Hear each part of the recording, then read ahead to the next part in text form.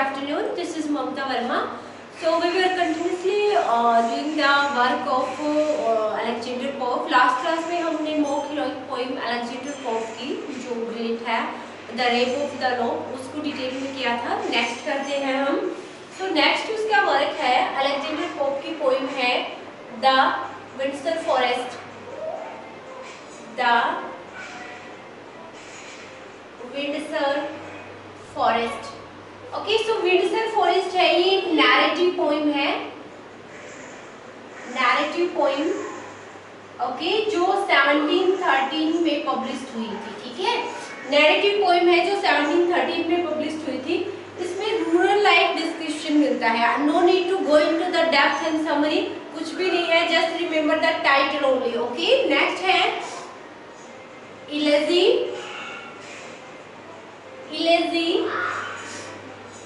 to the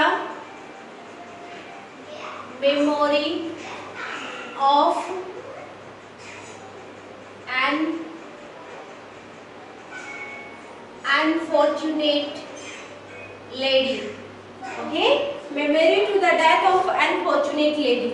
So ये इसका poem है which was written in mock heroic, मतलब mock heroic couplet है ये.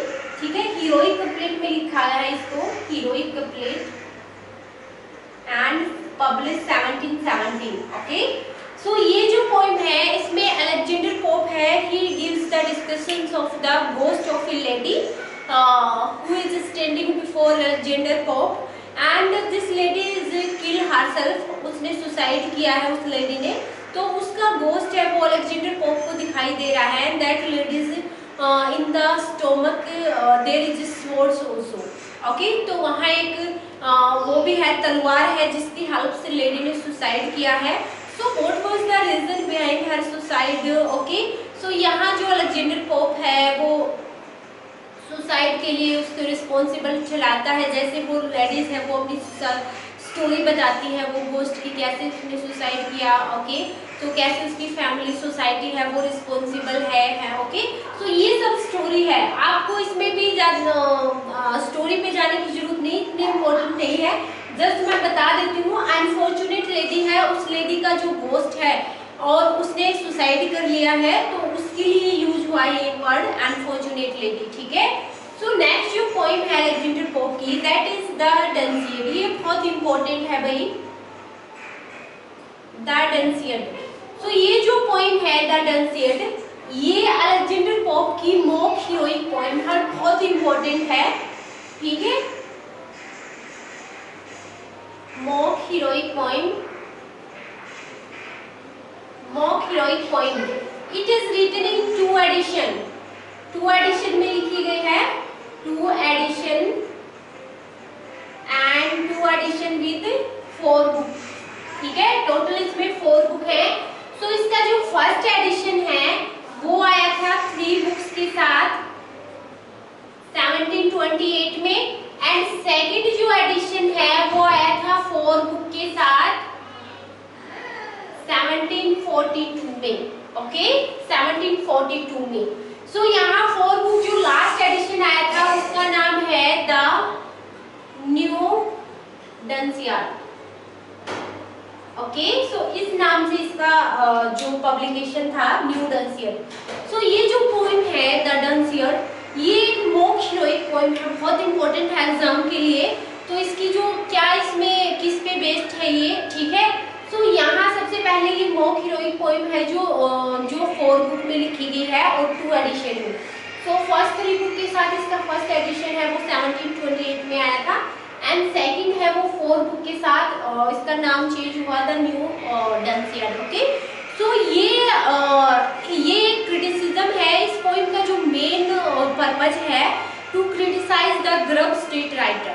ओके, सो मैंने जैसे जॉन ड्राइडन को आपको करवाया था डिटेल में, तो उसकी जो पोइम करवाई थी मैंने, एक हिस्टोरिकल पोइम थी मैक फ्लैगनो, तो उसमें वहाँ जॉन ड्राइडन ने उनको क्रिटिसाइज किया था ग्रब स्ट्रीट राइटर को. वहाँ मेनली जो फोकस था वो रिचर्ड फ्लैगनो और थॉमस शैडवेल पे था, रिचर्ड शैडवेल और थॉमस शैडवेल पे था वहाँ. ठीक है, तो वहाँ जो किंगडम था, किंगडम ऑफ डलस, उसका जो सन था उसका कोरोनेशन दिखाया गया था, मतलब जो थॉमस शेडवल था उसका कोरोनेशन हो रहा था and he is going to be the king of kingdom of dullness. ठीक है, तो क्यों उसको स्ट्राइक किया गया था उस पोएम में, मैंने डिटेल में उसमें करवा रखा है। अलेक्जेंडर पोप ने उसी को आगे उसी क्रिटिसिज्म को एक्सटेंड करते हुए ये पोएम लिखी है। और यहाँ मेनली और जो ग्रब स्ट्रीट राइटर हैं उनको क्रिटिसाइज किया है। ठीक है, सो मेनली यहाँ फर्स्ट बुक में इसका जो मेन हीरो है फर्स्ट एडिशन में, उसका हीरो है लेविश थियोबैलिड। लेविश थियोबैलिड है, he is the main hero of this book. Okay, जिसको यहाँ क्रिटिसाइज किया गया है अलेक्जेंडर पोप ने। सो सेकंड एडिशन में क्या होता है, थियोबैलिड की जगह, ठीक है, बाइस को चेंज कर देते हैं अलेक्जेंडर पोप। ठीक है, सेकंड एडिशन में रिप्लेस कर देते हैं किसको, बाइस को इसकी जगह। ठीक है, और यहाँ मेनली क्रिटिसाइज किया गया है थियोबैलिड, ठीक है, बाइस एंड कोलिसीबर। ओके, एंड कोलिसीबर, ठीक है, कोलिसीबर। ठीक है, तो ये थ्री मेजर राइटर हैं, ग्रब स्ट्रीट राइटर में माना जाता है, इनको बोला जाता है।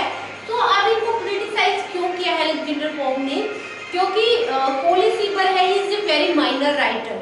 सबसे पहले बहुत माइनर राइटर है जिसने कॉपी किया है अपने से जो पहले के टाइम के जो राइटर है उनके वर्क को एज इट इज उठा के अपने नाम से पब्लिश करवा लिया, just only the sake of money. ठीक है, पैसा पाने के लिए उन्होंने ये सब पब्लिकेशन किया।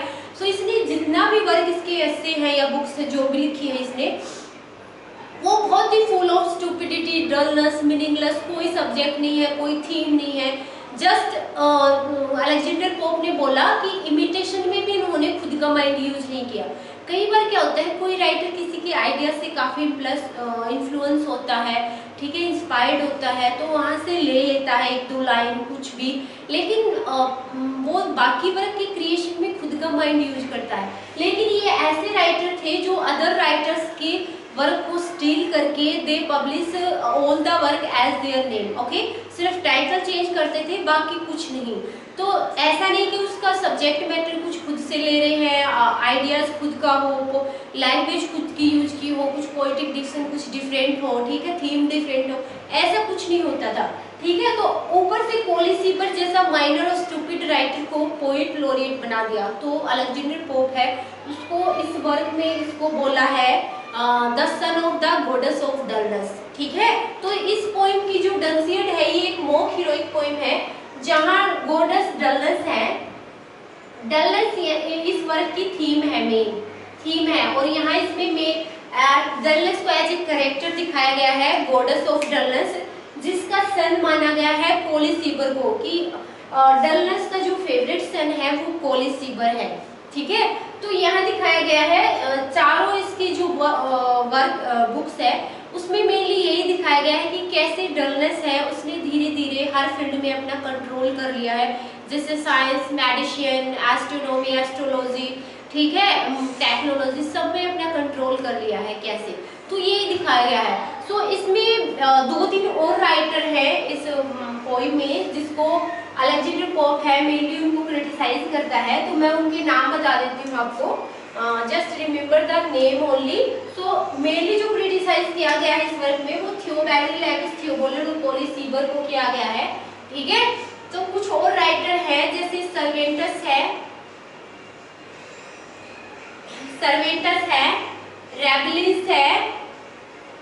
रेबलिस और लिंटोट है, and just remember one name और है, इनको मेनली क्रिटिसाइज किया है इस वर्क में एडमंड